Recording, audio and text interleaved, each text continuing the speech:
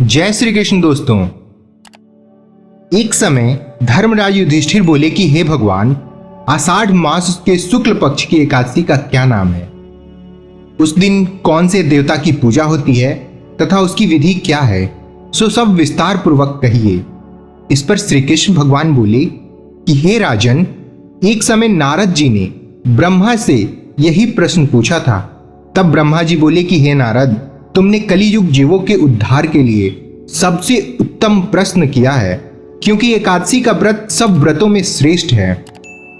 इसके करने से समस्त पाप नष्ट हो जाते हैं। इस एकादशी का नाम पद्म है। इसके व्रत करने से विष्णु भगवान प्रसन्न होते हैं। मैं यहां एक पौराणिक कथा कहता हूं, ध्यान पूर्वक सुनो।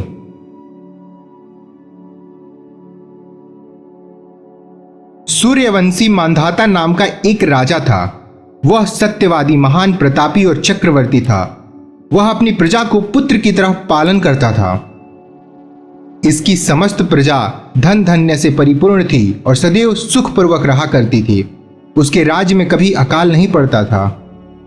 एक समय की बात है, राजा के राज्य में 3 वर्ष से जल नहीं हुई, जिससे अकाल पड़ गया और प्रजा दुखी रहने लगी।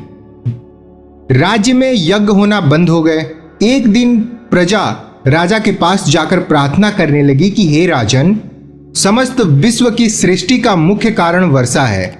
इसी वर्षा के आधार से राज्य में कृषि होती है और इसके अभाव में हमारे यहां अकाल पड़ गया है और अकाल से प्रजा मर रही है।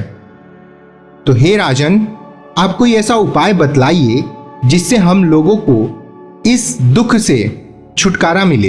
इस पर राजा मंधाता बोले कि आप लोग ठीक कह रहे हैं। वर्षा के न होने के कारण आप लोग बहुत दुखी हैं। राजा के पापों का कारण भी प्रजा को दुख भोगना पड़ता है। मैं बहुत सोच विचार कर रहा हूं, फिर भी मुझे अपना कोई दोस्त दिखाई नहीं दे रहा। आप लोगों के दुख को दूर करने के लिए बहुत यत्न कर रहा हूं। ऐसा कहकर राजा मंधाता भगवान की पूजा कर कुछ मुख्य आदमियों को साथ लेकर वन में चल दिए।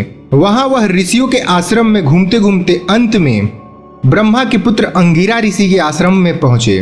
उस स्थान पर राजा रथ से उतरकर आश्रम में आए। वहां मुनि अभी नित्य कर्म से निवृत्त हुए थे।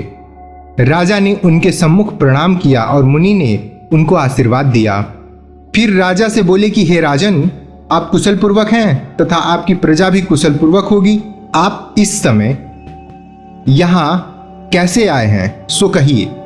राजा बोले कि हे महर्षि, मेरे राज्य में 3 वर्ष से वर्षा नहीं हो रही है, जिससे अकाल पड़ गया है और प्रजा दुख भोग रही है।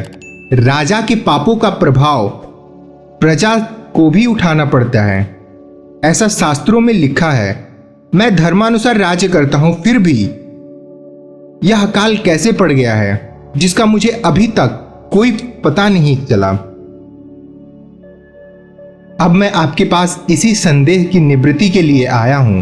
आप कृपा कर मेरे इस संदेह को दूर कीजिए और प्रजा के कष्ट को दूर करने के लिए कोई उपाय बतलाइए।